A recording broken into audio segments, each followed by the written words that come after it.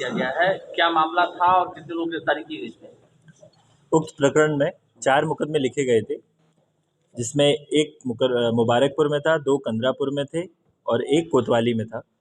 इस प्रकरण में पता चला कि एक पूरा गैंग था जो गोल्ड लोन स्कैम कर रहा था, जिसमें कल ही की दिनांक में 4 लोग गिरफ्तार हुए। विजय प्रताप वर्मा, राजाराम तिवारी, रमेश कुमार वर्मा और सुनील कुमार वर्मा। इसके पूर्व भी 2 लोग, राजन सिंह और मनीष सिंह, 9 जनवरी को गिरफ्तार होकर जेल गए थे।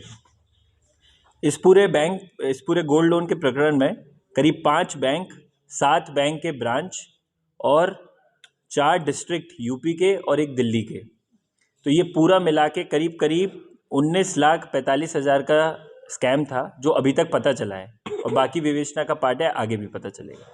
तो सर कैसे मॉडस ऑपरेंडी इनकी क्या थी, किस तरह से लोगों को गुमराह करते थे ये? इनका मॉडस ऑपरेंडी ये था कि ये लोग बलिया से गोल्ड लाते थे। वहाँ पे एक सुनार थे, सुनील कुमार वर्मा, उनसे गोल्ड लाया जाता था और उस गोल्ड के एवज में अपने आसपास वाले या जो भी इनके गरीब और लाचार व्यक्ति थे, उनका अकाउंट खुलवाया जाता था। उस अकाउंट में जो भी लोन प्राप्त होता था, एसएस के द्वारा वैल्यूअर जो भी उनको अप्रूव करवाते थे, उस गोल्ड के अमाउंट को निकाल लिया जाता था और जो अभियुक्त थे वो गोल्ड का अमाउंट ले जाते थे और कुछ कमीशन जो बीच वाले हैं उन्हें दे देते थे कि आपके नाम पे गोल्ड लोन हो रहा है। तो ये फेक रहता था, जो गोल्ड ले जाते थे, बैंक कैसे उसको अप्रूव करता था? बैंक का अपना एक अप्रेजल का तरीका है, वो अपने हिसाब से सुनार के थ्रू जो भी अप्रूवर कराते हैं, वो अभी विवेचना का पार्ट है, उसमें और चीज़ें भी पता चलेगी। तो ये लोग कहाँ के रहने वाले हैं, जो पकड़े गए 4 लोग? ज़्यादातर लोग बस्ती के रहने वाले हैं, वहीं के सब मूल निवासी हैं। बैंक के कर्मचारियों की या अधिकारियों की क्या भूमिका रही, किस तरह से अप्रूव कर देते थे भाई बिना किसी जानकारी के?